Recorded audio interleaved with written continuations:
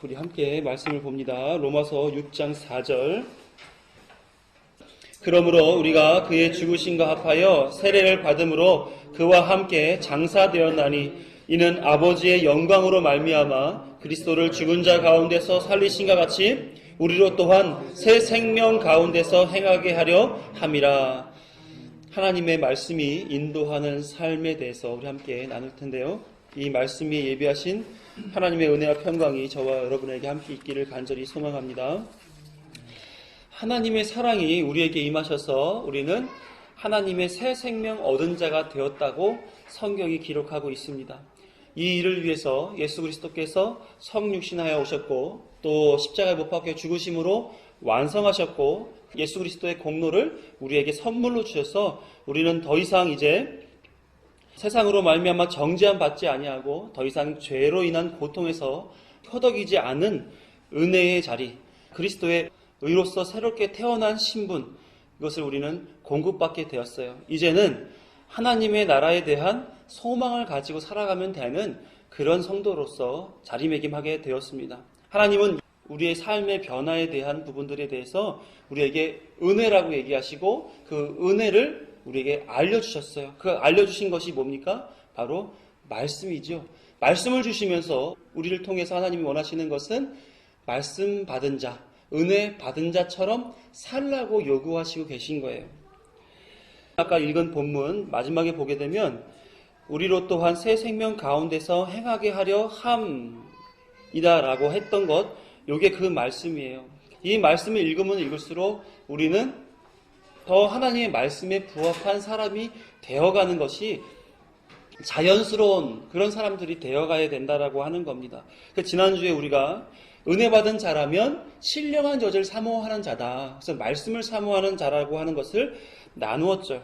우리는 이제 새 생명 얻은 자로서 또 은혜 받은 자로서 말씀이 생명으로 인도하는 복음됨을 인식하고 더 계속해서 말씀이 무엇을 얘기하는가, 어떻게 살라고 요구하는가에 대해 관심 가지고 거기에 초점을 맞춰서 우리의 삶을 살아내도록 해야 되는 것입니다. 그래서 오늘은 그 신령한 젖을 얻은 성도들의 그 말씀이 인도하는 삶이 무엇인지 말씀을 나누려고 하는 거예요. 성경은 교회를 하나로 봅니다. 우리가 각각의 개별적인 어떤 인격체이긴 하지만 교회를 한 덩어리로 본단 말이에요.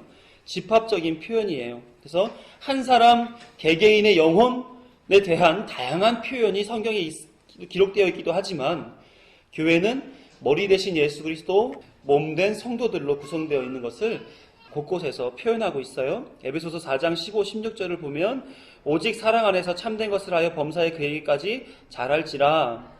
그는 머리니 곧 그리스도라. 그에게서 온몸이 각 마디를 통하여 도움을 받음으로 연결되고 결합되어 각 지체의 분량대로 역사하여 그 몸을 자라게 하며 사랑 안에서 스스로 세우느니라. 본 것처럼 머리 대신 예수님과 몸된 성도들이 같이 함께 자라가라고 말씀하는 거예요.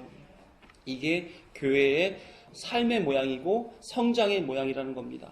그러므로 우리가 말씀을 받을 때에 나 개인의 성장과 성숙 그리고 내 지적인 욕구를 충족시키려고 하는 자세로 말씀을 들으려면 안 되고요. 공동체 안에서 내게 주어진 책임에 대한 의식을 가지고 말씀을 들어야 되는 겁니다. 자연적 교회 성장학이라고 하는 책을 보게 되면 이 드럼통을 그림으로 그려내면서 교회는 이런 겁니다 하고 설명을 해내요. 근데 그 드럼통을 보게 되면 나무들이 이렇게 몇 개의 나무들이 모여가지고 하나의 통을 만들어내잖아요. 그런데 한 성도가 분량이 통을 이룰 수 있을 만큼의 한 나무 조각의 역할을 해주지 못해서 요만큼밖에 없다면 그 안에 술이 얼마큼 찰 수 있겠어요? 그 높이만큼밖에 못 차요.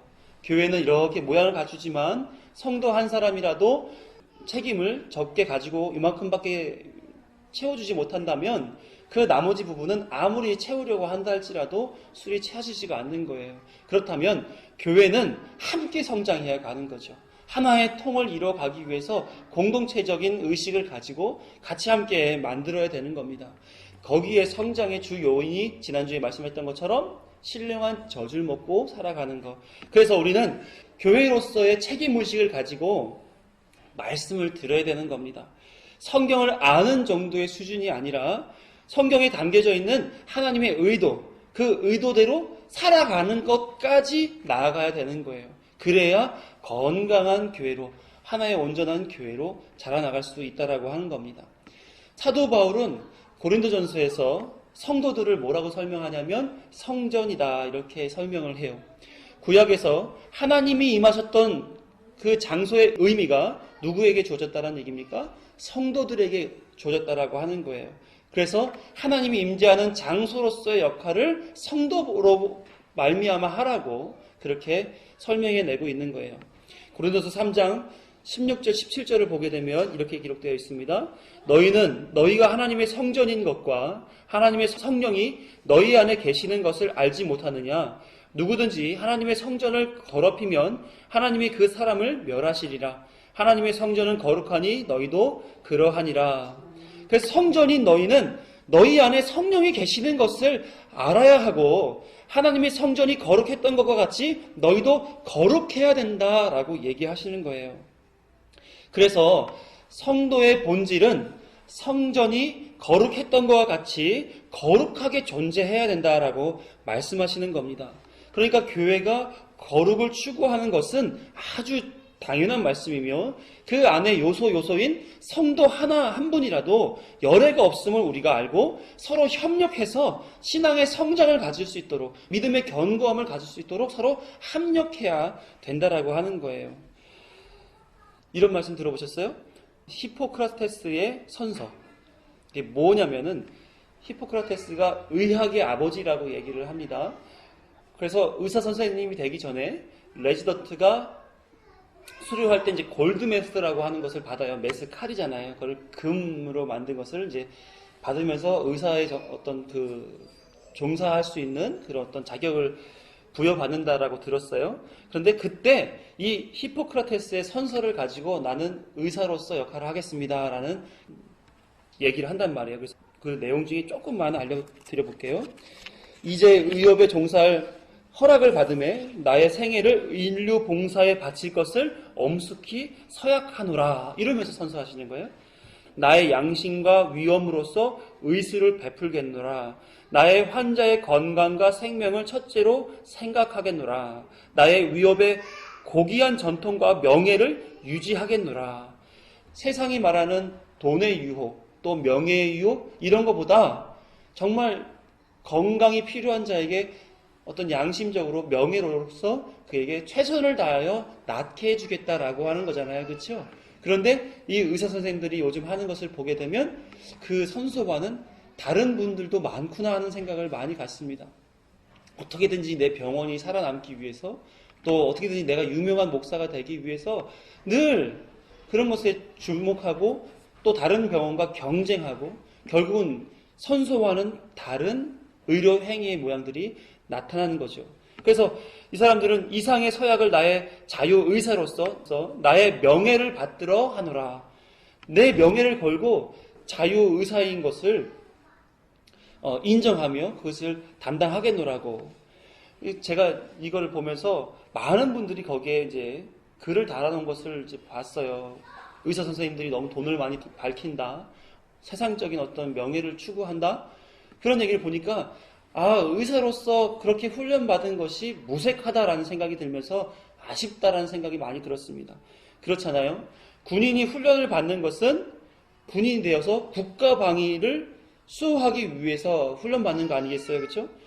교대에서 교육학을 전공하게 하는 것은 선생님이 되어 다른 세대에게 양질의 교육을 주기 위해서 전공하는 거고, 마찬가지로 방금과 같이 의대에서 의술을 배우는 것은 많은 사람들에게 건강 회복에 목적을 두고 공부하는 거 아니겠냔 말이에요.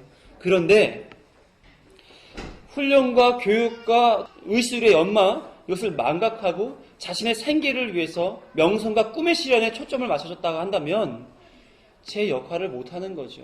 존재의 의미가 없는 것이고, 어찌 보게 되면 그 사람이 있어야 할 이유는 그 사람을 위해서 있구나, 공부를 하는 것이 그 사람 위해서 하는 거구나 라는 생각이 들면서 큰 가치 없는 존재가 되고 만단 말이에요. 그렇다면 이렇게 우리의 입장으로 돌아와서 거룩을 추구하라고 성도로 부름받은 하나님의 자녀들이 하나님의 말씀으로 훈련되고 하나님의 말씀을 마음에 새기고 하나님의 말씀으로 삶을 영위하지 않는다면 마치 훈련되지 않은 군인들, 또 자기의 실속만 챙기려고 하는 선생님들, 세상의 어떤 명예를 추구하는 의사 선생님들과 뭐가 다르냐는 말이에요. 우리도 하나님 말씀을 듣고 깨닫고 삶으로 실천해 나가면서 그리스도인이라고 하는 정체성, 그리스도인이라고 하는 하나님의 분명한 목적, 이것을 달성하고 살아야 되는 그런 우리가 아닌가, 그런 생각을 하는 거죠. 한국교회는 지금 유례 없는 말씀의 풍요의 시대를 살고 있습니다. 각 교회의 예배 외에도 TV로나 라디오나 인터넷이나 핸드폰 어플로도 또 책으로나 사경회나 부흥회 집회 수련회 등 엄청나고 방대한 말씀들이 매주 쏟아져 나오고 있어요. 분명 성도들은 그 말씀에 영향을 받아야 되는 사람들 아닙니까? 그런데 그것을 반증하듯이 사회에서 또 안티크리스찬을 통해서 기독교인들은 손가락질 당하고 있다는 말이죠. 시간이 흐를수록 그 손가락질의 수위가 높아지고 있다는 것을 우리가 경험하고 살지 않습니까? 이 말씀의 풍요의 시대를 살면서도 어찌 보면 영적 빈곤 상태를 지금 우리가 살고 있는 것이 아닌가, 이런 생각하며 그 삶의 모양들이 너무나 안타깝다. 신앙의 모양이 안타깝다. 이 7만이 넘는 교회의 존재가 너무 아쉽다라는 생각을 많이 하게 됩니다. 이 이유가 뭐라고 생각하세요? 왜 그렇게 많은 성도들이 그렇게 많은 교회에서 그렇게 많은 말씀을 접하면서도 왜 세상으로부터 손가락질을 받느냐 말이에요. 그 손가락질 받는 이유가 뭐냐면 신앙이 없어서가 아니라 윤리와 도덕적인 문제, 성추행 문제, 금전적인 문제, 또 세상적으로 나와서 명예를 찾으려고 하는 그런 문제들에서 손가락질을 받는단 말이에요. 그러니까 우리는 신앙인이라고 해서 하나님 말씀을 많이 가지고 있다라고 주장하지만 실질적으로 삶은 그 말씀에 입각한 삶을 살아내지 못하고 있다라고 하는 거죠. 말씀을 배운다는 것은 성도 개개인이 가지고 있는 지적 욕구를 채우려고 하는 게 아닐 거 아니에요. 성경은 곳곳에서 말씀을 배우는 이유에 대해서 이렇게 설명하고 있는데 디모데후서 3장 16, 17절을 보시면 모든 성경은 하나님의 감동으로 된 것으로 교훈과 책망과 바르게 함과 의로 교육하기에 유익하니 이는 하나님의 사람으로 온전하게 하며 선한 일을 행할 능력을 갖추게 하려 함이니라. 이렇게 말하면서 하나님의 사람으로 온전케 하는 내용을 담은 게 성경책이고 그 말씀을 들었다면 배웠다면 온전해져야 된다라고 말하는 거 아니겠어요? 그 온전이라고 하는 것이 뭡니까? 모든 선한 일을 행할 능력이 있다라는 말이에요.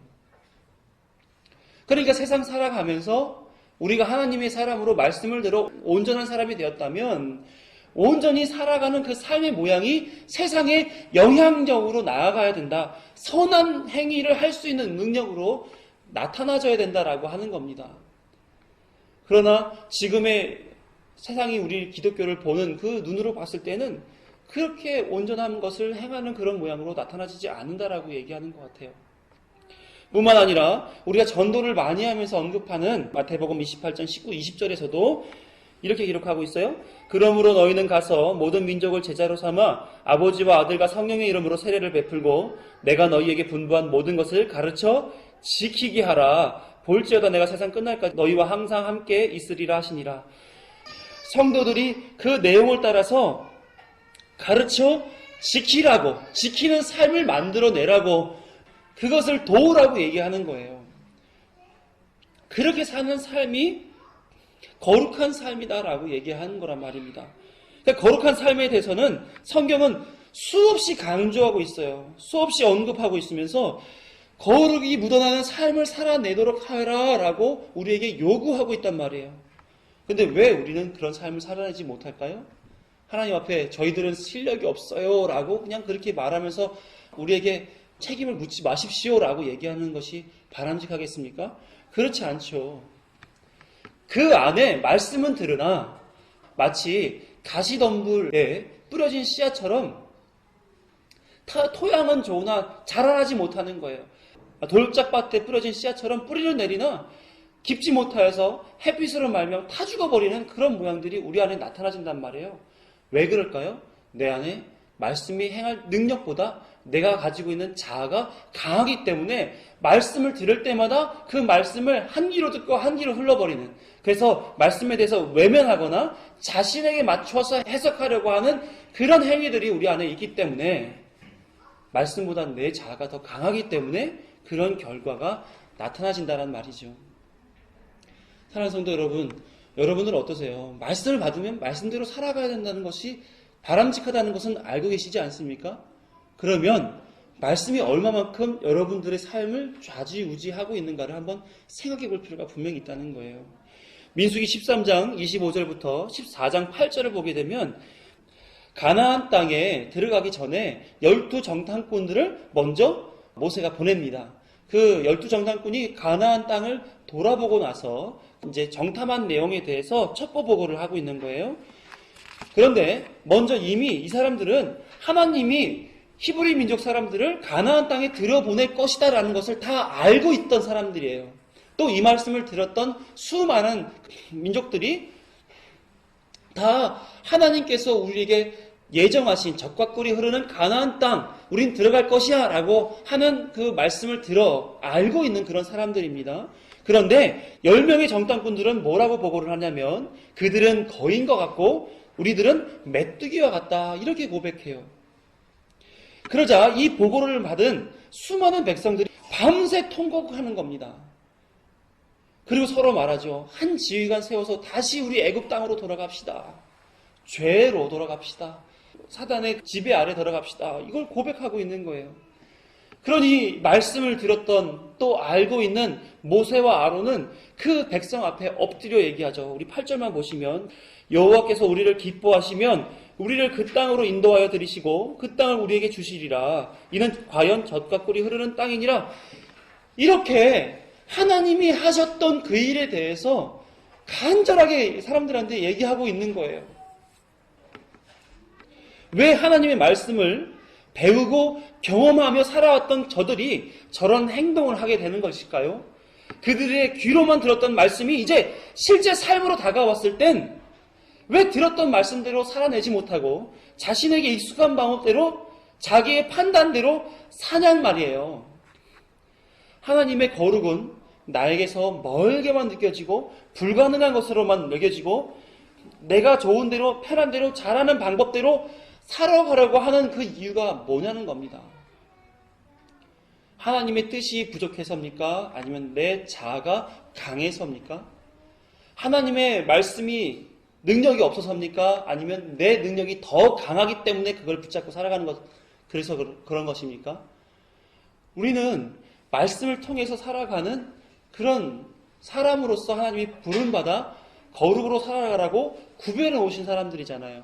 그러면 그 말씀이 우리의 삶에 좌지우지하는 그 은혜를 누리고 살아가야 된다고 하는 겁니다.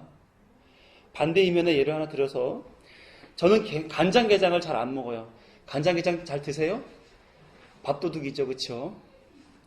20대 중반 때 간장게장을 먹으려고 우리 군인 동기들이랑 같이 정식집에 갔어요. 그래서 게 너무들 맛있게들 먹기 때문에 저도 간장게장 반토막 잘라져 있는 그 몸통을 한 입 크게 확 깨물고 쭉 빨았어요. 그랬더니 그 간장게장에 담겨져 있는 바다의 비릿한 그 내음이 입속으로 콧속으로 확 들어오는 거예요. 근데 그 순간 꼭 하면서 제 안에서 거부 반응이 확 올라오고 동시에 이제 오바이트가 나왔던 거죠. 그 이후로 간장게장을 안 먹습니다.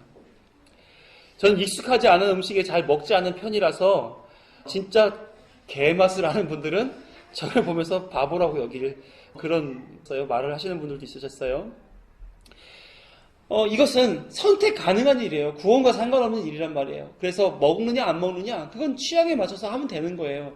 하지만 내가 선택해서 판단해서 할 수 있는 그 범위 밖에 있는 것이라 그러면 어떻게 해야 될까요? 내 능력에 거기에 매달려서 안 되는 걸 가지고 아둥바둥 살 것이 아니라 되는 방식을 제시해 놓은 그 방법대로 살아가는 것이 바람직하지 않은가 하는 겁니다. 그렇다라고 한다면 하나님이 약속하셨던 그 가나안 땅에 대해서 내가 섣부른 판단을 제시하는 것이 아니라 하나님이 말씀하셨고 약속해 놓으신 법대로 판단하여 살아가는 것이 바람직한 것이 아닌가라고 하는 거예요. 말씀에 있는 대로 정탐꾼의 판단이 정해져야 했던 것이고 들어가도 됩니다. 저들은 우리의 밥입니다. 라고 들어가야 되는 것이 바람직하지 않냐는 말이죠.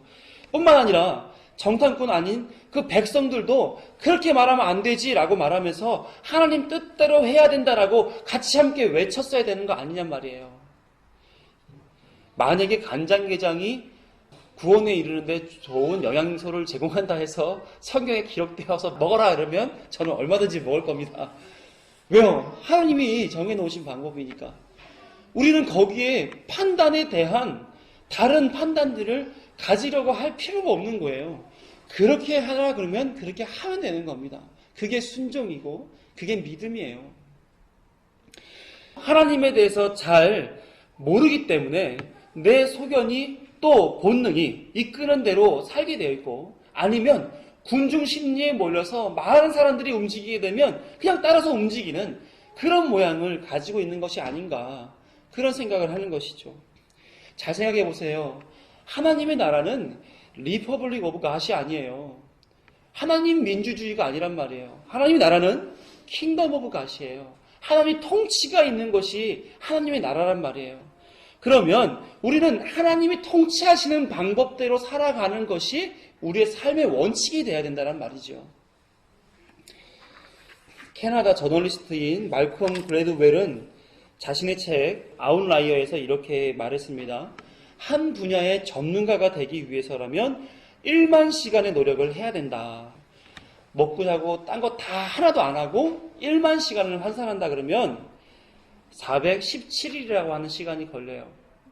먹지도 놀지도 자지도 않고 노력해야 된다 하면 그 시간이 그렇게. 만약에 하루에 3시간씩 애를 써서 규칙적으로 그렇게 1만 시간을 채운다 그러면 10년이라는 세월이 걸린다고 합니다. 내 분야에서 전문성이 있는 정립된 사람이 되기 위해선 그만큼의 노력이 필요하다라고 하는 거죠. 예전에 우리 박지성 선수의 발가락 사진 많이 보시지 않으셨어요? 한 골 한 골을 넣기 위해서 그렇게 발가락에 티눈이 박히고 발가락이 부어오를 정도로 연습을 열심히 해야 된다는 겁니다. 또 발레리나의 발가락 사진도 보신 적 있죠? 발가락에 관절염이 되어서 부풀어 올라도 끝없이 발끝으로 서는 연습을 한단 말이에요. 레슬링 선수를 보게 되면 얼마나 안타까운지 귀가 달았어요. 발은 보이지도 않지만 귀가 달아가지고 막 형태가 찌그러져 있고 사실 귓구멍이 안 보이는 정도로 귀의 모양이 바뀌는 그런 것들. UFC 가끔 보시죠? 전 자주 보는데 거기 보면 선수들이 그 그라운드 기술을 쌓기 위해서 얼마만큼 귀가 뭉그러지도록 연습을 하는지 모릅니다. 그렇게 집중해서 연습해야 그렇게 한 분야의 전문가가 되는데 우리는 그리스도인으로서 얼마만큼의 말씀에 정통한 사람으로서 자신을 살아내고 있는가 하는 거예요. 그리스도인으로서 물론 실력 있는 삶이 나오기까지 산술적으로 계산할 수는 없을 것입니다.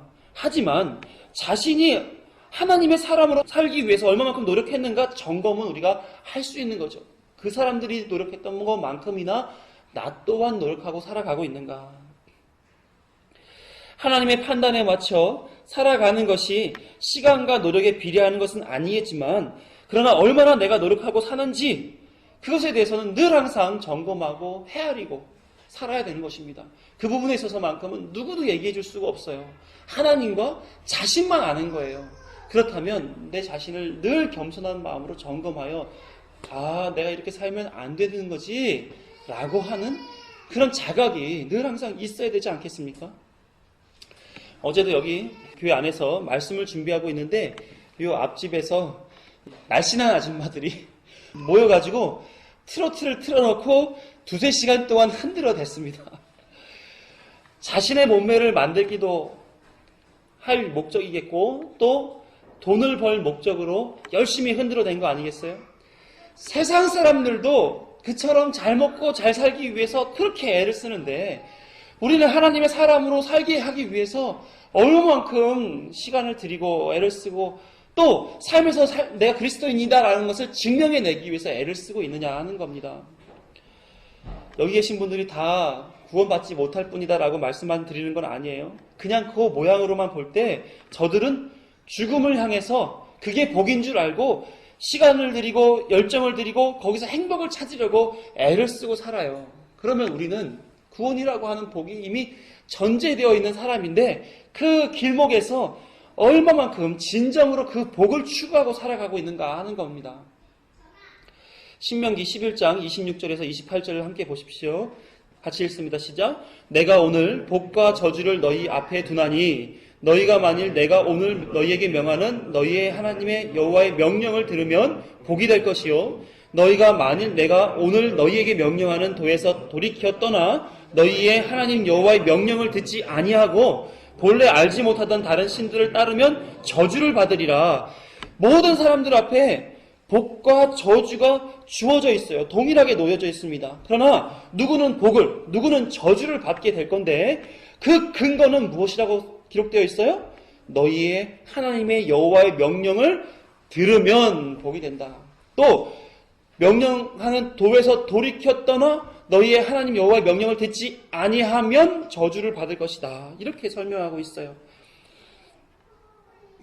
그럼에도 불구하고 복을 쫓아 세상의 명령대로 살면서 왜 하나님의 명령대로 살려고 애쓰지 않는가 하는 것을 고민해 볼 수가 있습니다. 왜 그런 것 같으세요? 하나님의 뜻이 너무 어려워서입니까? 거룩이라고 하는 것은 나하고 아주 멀리 있는 것처럼 느껴져서 그런 거예요? 내 삶과 동떨어져 있는 엄청난 일을 하나님께서 요구하신다라고 이렇게 생각이 되는 겁니까? 다음 말씀을 보면 그것이 아닌 것을 우리가 알 수 있어요. 신명기 30장 11절부터 14절 말씀 같이 읽습니다. 시작. 내가 오늘 내게 명령한 이 명령은 내게 어려운 것도 아니요 먼 것도 아니라 하늘에 있는 것이 아니니 내가 이르기를 누가 우리를 위하여 하늘에 올라가 그의 명령을 우리에게로 가지고 와서 우리에게 들려 행하게 하랴 할 것이 아니요 이것이 바다 밖에 있는 것이 아니니 내가 이르기를 누가 우리를 위하여 바다를 건너가서 그의 명령을 우리에게로 가지고 와서 우리에게 들려 행하게 하랴 할 것도 아니라 오직 그 말씀이 내게 매우 가까워서 내 입에 있으며 내 마음에 있은즉 내가 이를 행할 수 있느니라. 하나님의 명령은 멀리 있는 것이 아니에요. 하늘에 있어서 그 명령을 누가 올라가 가져다가 들려 행하게 하는 것, 그런 수준의 어려운 것이 아니고 바다 밖에 있어서 누가 바다를 건너가서 그 명령을 가져와 들려 행하게 하는 것이 아니라 매우 가깝게 있다. 그것은 내 입에 있다. 내 마음에 있다. 그래서 너는 그 일을 행할 수 있다. 성경이 얘기하고 있는 거 아니겠습니까? 그러나 세상의 복에 눈이 먼 성도들이, 자신의 욕심에 미혹된 성도들이 이 말씀이 들어오지 않게 되는 거예요. 왜요? 내 안에 들어있는 내 자아가, 내 욕심이 하나님 말씀보다 더 우선되어 있기 때문에 그것을 받아들일 수 없다는 거예요. 귀를 아예 닫아버리는 것입니다. 신령한 젖이 입에 들어온다 할지라도 나는 불량식품으로 만족해 라고 주장하고 살아가는 것이죠. 그러니 로마서 8장 5, 6절에서 말한 것처럼 그들은 육신의 일을 생각하며 육신의 뜻을 쫓아 사망으로 가게 되는 것이고 그 말씀, 그 명령을 쫓아 살아가는 자는 영을 따르는 자로 영의 일을 생각하면서 생명과 평안으로 나아가게 된다라고 하는 겁니다. 육에 있는 사람은 영의 생각을 못하는 거죠. 영에 있는 사람은 안타까울 수밖에 없는 거예요. 그러니까 여러분들한테 자꾸 권면하는 것은 그렇게 살지 마시고 하나님의 말씀을 쫓아 살아가는 삶의 모양으로 돌이키십시오라고 얘기를 하는 거예요. 누가복음 17장 11절부터 19절을 보게 되면 10명의 나병 환자를 고치시는 예수님의 내용이 나옵니다. 이 10명 나병 환자들은 예수님이 멀리 오시자 큰 소리로 외쳐서 불쌍히 여겨주십시오 라고 하며 예수님의 관심을 끌게 됩니다. 그러자 그들에게 예수님이 말씀하시죠. 네 제사장에게 보여줘라. 이게 무슨 말씀이냐면 그 나병은 전염성이 있어서 한번 걸리게 되게 되면 격리 수용을 하거나 지역 바깥으로 추방시켜 살게끔 만듭니다. 그런데 만약에 이 문둥병이 나았을 경우에 다시 그 사람들과 어울려 살아야 되니까 제사장한테 보여줘서 이 사람은 나병에서 완치되었습니다라는 것을 선포해 주어야 그 그룹 안으로 들어올 수가 있게 되었어요. 그러니까 예수님이 몸을 제사장에게 보여주어라 하신 거예요. 그래서 사람들이 10명이 이제 몰려갔죠. 막 가는 도중에 그 나병이 낫게 된 거예요. 10명 모두 자신의 문제가 해결된 것에 대해서 아주 즐거워하고 기뻐했습니다. 그런데 그중 한 사람만이 예수님께서 돌아와서 예수님 앞에 엎드려 감사를 올려드립니다. 예수님 감사합니다. 저희 병을 치유해 주셔서 감사합니다. 그래서 예수님이 묻죠. 그 9명은 어디 갔느냐? 이렇게 묻습니다. 그러고 나서 그에게 얘기하죠. 내 믿음이 너를 구원하였느니라. 사람들은 여기까지밖에 관심이 없어요. 육신의 생각뿐, 육의 생각뿐. 대다수의 사람들이 그런 생각을 갖는단 말이에요. 내 몸이 나으면 되는 거예요.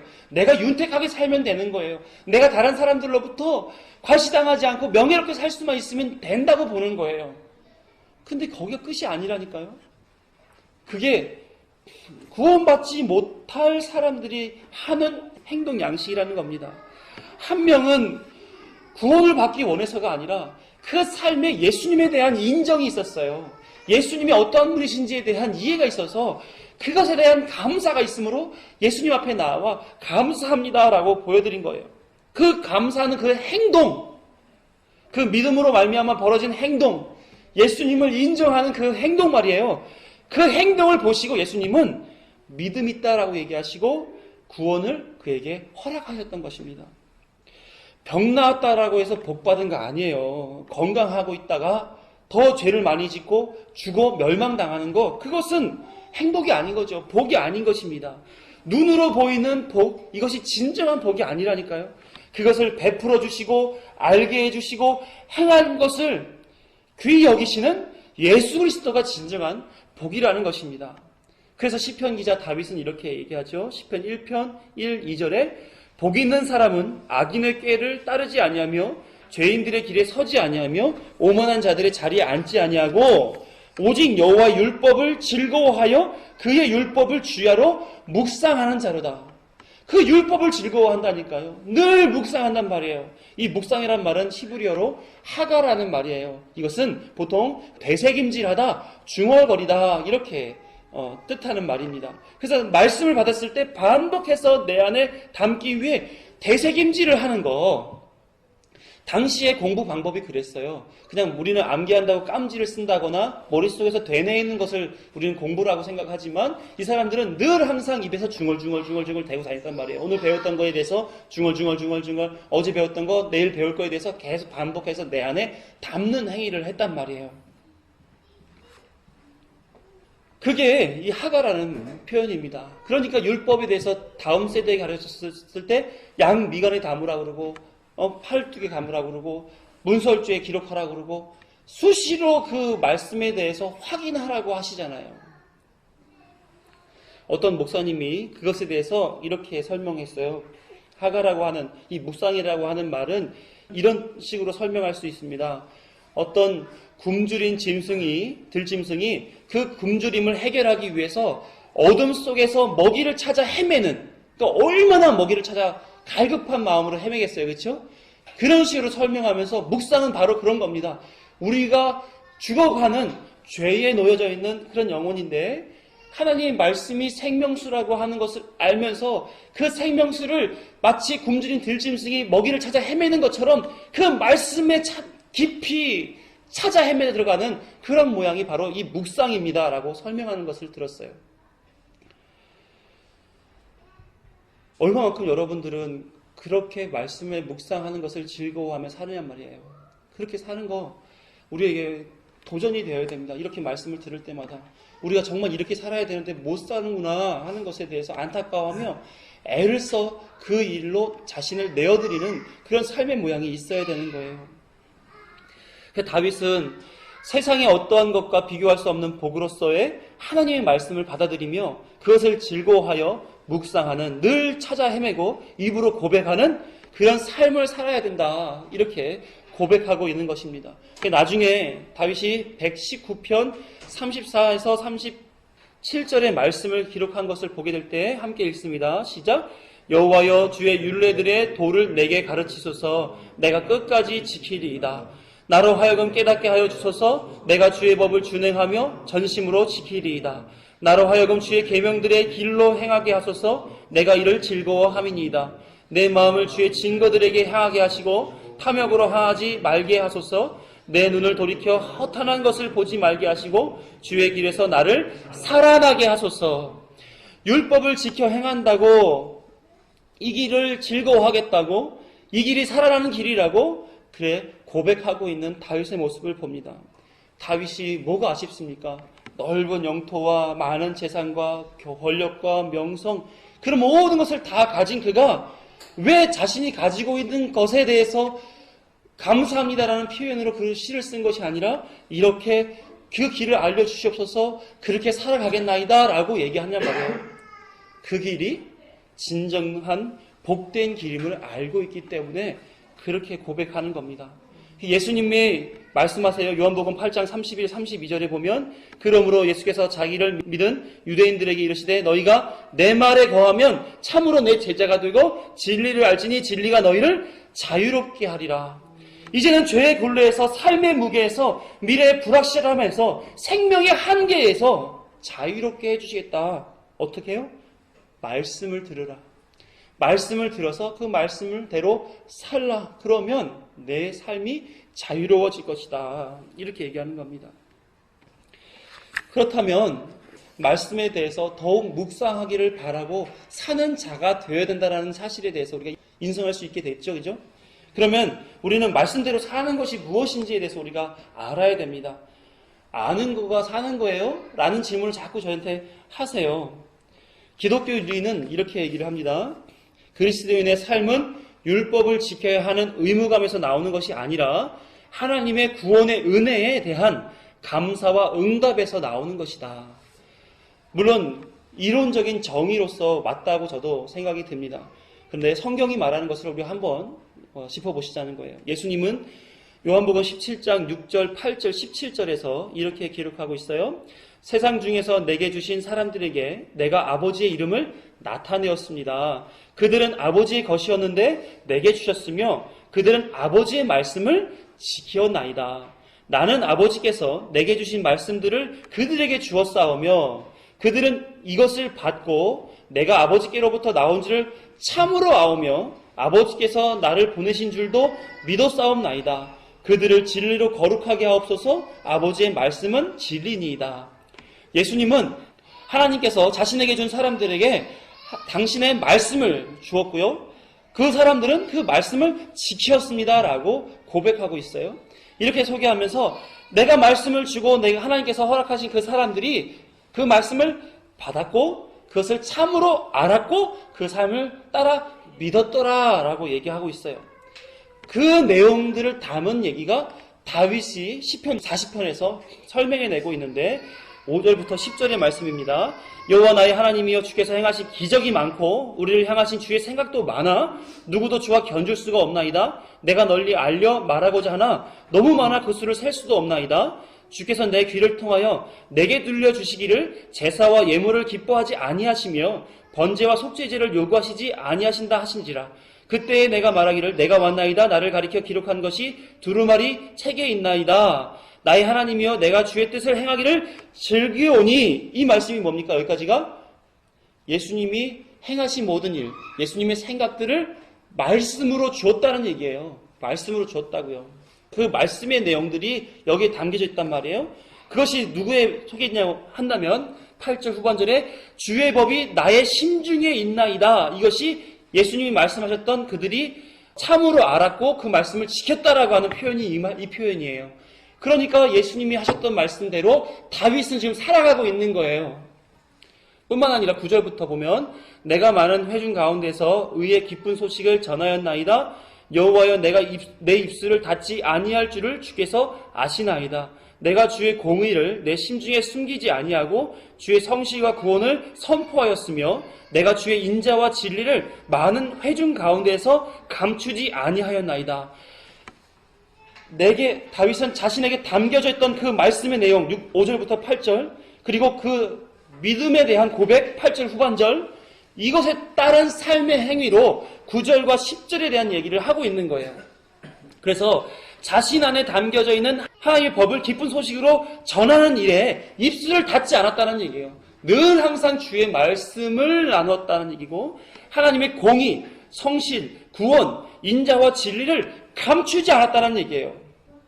다시 말해서 예수님은 믿음을 주시고 그 믿음 있는 성도들은 그 삶에서 하나님이 드러나는 그 일, 예수 그리스도 복음 전하는 일 주저하지 않았다라고 하는 겁니다. 사도 바울은 그리스도인의 삶에 대해서 이렇게 가르치고 있어요. 골로새서 3장 16절 그리스도의 말씀이 너희 속에 풍성히 거하여 모든 지혜로 피차 가르치며 권면하고 시와 찬송과 신령한 노래를 부르며 감사하는 마음으로 하나님을 찬양하고 또 무엇을 하든지 말에나 일에나 다 주의 이름으로 주 예수의 이름으로 하고 그를 힘입어 하나님 아버지께 감사하라. 그리스도인으로서 살아가는 삶의 모양이 이러한 몸이 난다는 얘기예요. 예수님이 주신 말씀을 배웠고 그것을 신앙 고백했고 그렇다 그러면 그 믿음에 준한 그 삶의 내용들 다윗처럼 숨기지 아니하고 선포하는 그 삶의 내용들 교회 안에서 피차 서로 가르치고 권면하고 찬양하고 감사하는 마음 갖는 것들 또 말에나 일에나 다 주 예수 그리스도의 이름으로 하고 그를 힘입어 하나님께 감사하는 삶의 모양들 이것이 그리스도인의 삶의 내용이 된다라고 얘기하는 겁니다. 군사훈련을 받았으면 군인의 모습으로 살아야 되잖아요. 선생님으로서 교육받았고 의사로서 의술을 연마하였다면 그럼 선생님과 의사로 살아야 되는 거 아니겠어요? 그리스도인으로서 하나님, 그리스도를 배웠다면 그 안에 담겨져 있는 복음이 내 삶에서 드러나지는 그런 삶을 살아내야 되는 거 아니냐는 거예요. 왜 성경이 증명하는 그리스도를 배웠는데 여전히 죄인의 삶을 살면서 세상 가운데의 신앙과 갈등하시단 말이죠. 어떻게 살아야 하는지에 대해서 왜 궁금해는 하시면서 따라 살진 않느냐는 말입니다. 실력이 없고 능력이 없어서가 아니에요. 내 자아가 말씀 듣기를 거부하고 하나님이 자신을 주관하는 것을 싫어하는 거예요. 하나님의 말씀이 자신을 변화시키는 것이 싫은 거예요. 거룩하게 사는 것보다 세상 벗하며 살아가는 것이 더 좋은 겁니다. 그렇기 때문에 말씀의 능력이 없어요, 교회가. 그래서 손가락질을 당하는 거예요. 그러한 성도들이 모여있는 교회가 어디 드럼통으로 하나님의 예수 그리스도의 포도주를 담을 드럼통으로 교회가 서 나갈 수가 있냔 말이에요. 다들 밑바닥인데 이제 무늬만 성도들인 그 성도들이 성도라고 하는 탈을 쓰고 세상에 나가서 그리스도인 흉내내며 살아가니 세상으로부터 손가락질 받지 않을 수가 없는 거 아니겠습니까? 지들도 못 살면서 우리 보고 예수 믿으라 그러고 우리 보고 거룩하라 그러고 우리 보고 그것이 구원받을 비결이라 그러고 본인들이나 잘 살지 왜 그렇게 못 살면서 우리에게 요구해? 그렇게 얘기하는 거잖아요. 요한복음 14장 21, 23절을 보면 이렇게 말씀이 기록되어 있습니다. 나의 계명을 지키는 자라야 나를 사랑하는 자니 나를 사랑하는 자는 내 아버지께 사랑을 받을 것이요 나도 그를 사랑하여 그에게 나를 나타내리라. 예수께서 대답하여 이르시되 사람이 나를 사랑하면 내 말을 지키리니 내 아버지께서 그를 사랑하실 것이요 우리가 그에게 가서 거처를 그와 함께 하리라. 하나님을 사랑하는 자는 계명을 지키는 자다. 그러면 그 계명 지키는 자에게 나도 그를 사랑하여 그에게 나를 나타낸다. 하나님과 이렇게 인격적인 교제가 있어야 되는 겁니다. 여러분 신앙이 있고 하나님을 사랑하시고 또 구원받을 믿음의 확신이 있다라고 한다면 그럼 계명을 지키고 그 계명 지키는 속에서 드러나지는 예수님을 경험하고 드러나지는 예수님을 세상으로 보여주면서 그리스도인답게 살아가는 모습이 나타나져야 되는 거예요. 여러분이 하나님을 믿고 그리스도를 사랑한다면 그의 계명을 지키는 삶으로 확인시켜 주세요. 예수님처럼 철저하게 이타적으로 나보다 남에게 더 유익하게끔 살아가셔야 되는 거예요. 그래서 내 말이 예수님의 사랑을 나타내는 성숙한 말로 표현되고 마음 씀씀이가 죄인들을 위해 죽으신 예수님의 긍휼의 마음을 드러내는 그런 마음가짐을 갖고 또 행동도 하나하나가 예수님의 영광이 드러날 행동으로 나타나지게끔 행동하셔야 되는 거예요. 사도 바울은 고린도전서 10장 33절에서 그런즉 너희가 먹든지 마시든지 무엇을 하든지 다 하나님의 영광을 위하여 하라. 내 영광을 위해 하라는 게 아니라 하나님의 영광을 위해 하라는 거예요. 그러면 지극히 이타적으로 살아야 되는 거죠. 유대인에게나 헬라인에게나 하나님의 교회나 거치는 자가 되지 말고 나와 같이 모든 일에 모든 사람을 기쁘게 하여 자신의 유익을 구하지 아니하고 많은 사람의 유익을 구하여 그들로 구원을 받게 하라. 내가 하나님의 영광을 따라서 살아가면, 하나님의 영광을 위해 살아가면 나뿐 아니라 다른 수많은 구원받을 백성들이 구원받게 된다는 얘기예요. 그게 하나님이 우리를 창조하신 하나님의 목적이라는 겁니다. 하나님의 목적은 우리로 하여금 하나님을 세상에 드러내게 하는 그 일이에요. 그래서 우리로 하여금 하나님의 속성 갖게 하셨고 하나님 형상 따라 지음 받게 하셨고 하나님의 그 모든 인격적인 부분들, 신적인 부분들을 간접적으로 세상 가운데 드러내게끔 사람을 부르셨단 말이에요. 거기에 여러분과 저가 놓여져 있는 거예요. 엄마로서, 아빠로서, 회사원으로서, 또 아들로서, 사장으로서, 선생님으로서, 이웃으로서 그 자리에서 하나님을 드러내라고 우리를 불러주셨단 말이에요. 그러니까 그 자리에서 말씀에 입각하여 최선을 다하여 살아가십시오라고 매주마다 외치는 거 아니겠습니까? 요한계시록 13장 10절부터 13절 시작. 내가 나의 인내의 말씀을 지켰은즉 내가 또한 너를 지켜 시험의 때를 면하게 하리니 이는 장차 온 세상에 임하여 땅에 거하는 자들을 시험할 때라. 내가 속히 오리니 내가 가진 것을 굳게 잡아 아무도 내 면류관을 빼앗지 못하게 하라. 이기는 자는 내 하나님 성전의 기둥이 되게 하리니 그가 결코 다시 나가지 아니하리라. 내가 하나님의 이름과 하나님의 성 곧 하늘에서 내 하나님께로부터 내려오는 새 예루살렘의 이름과 나의 새 이름을 그의 위에 기록하리라. 귀 있는 자는 성령이 교회들에게 하시는 말씀을 들을지어다. 이 말씀은 빌라델비아 교회에게 하신 말씀이에요. 요한계시록에 나오는 7교회 중에 책망받지 않은 2교회가 있는데 하나는 서문화 교회 그리고 이 빌라델비아 교회가 바로 그래요. 이 빌라델비아 교회는 말씀을 통해 이단을 물리치고 신앙의 시련이 닥쳐와도 조금도 요동하지 않았고 인내와 성실로 현실을 이겨낸 교회입니다. 하나님으로부터 칭찬을 받았죠.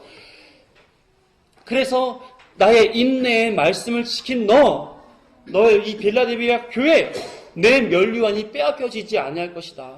너는 반드시 이길 것이며 하나님의 성전의 기둥이 될 것이다. 이렇게 얘기하고 계신단 말이에요. 우리로 하여금 그 자리로 불러졌다고요. 지금의 시대는 진리가 외면당하고 하나님을 망령되게 일컫고 기독교를 복이나 주는 윤리와 도덕적인 종교로 아는 그런 시대입니다. 이 시대에 우리는 교회라고 하는 공동체로서 그리스도인으로서 부름을 받았어요. 세상이 죄악으로 가득하면 할수록 우리의 신분이 주는 그 사명은 그만큼 더 분명하고 더 많은 말씀과 기도로 무장되어야 되고 더 신실하게 살도록 애써야 하는 그 사명 위에 있다는 거예요. 뿐만 아니라 그 무장된 하나님의 사명자가 세상에 나가서 자신에게 허락된 용서와 믿음, 구원, 하나님의 나라의 감격 이것을 살아내 보여줘야 되는 거예요. 그게 그리스도인의 사명됨 또 그리스도의 본분 아니겠느냐 하는 거죠. 지금부터라도 다시 한번 우리가 내가 누구인가? 나는 말씀을 왜 받고 있는가? 말씀 받았다 한다면 그 받은 말씀을 통해서 나는 어떻게 살아야 되는가에 대해서 고민하시고 점검하셔야 됩니다. 말씀이 이끄는 대로 일상생활 속에서 하나님의 영광을 드러낼 수 있는 말과 마음과 행동으로 자신의 정체성을 드러내며 살아가는 그런 저와 여러분이 되시기를 간절히 축원합니다. 기도하겠습니다.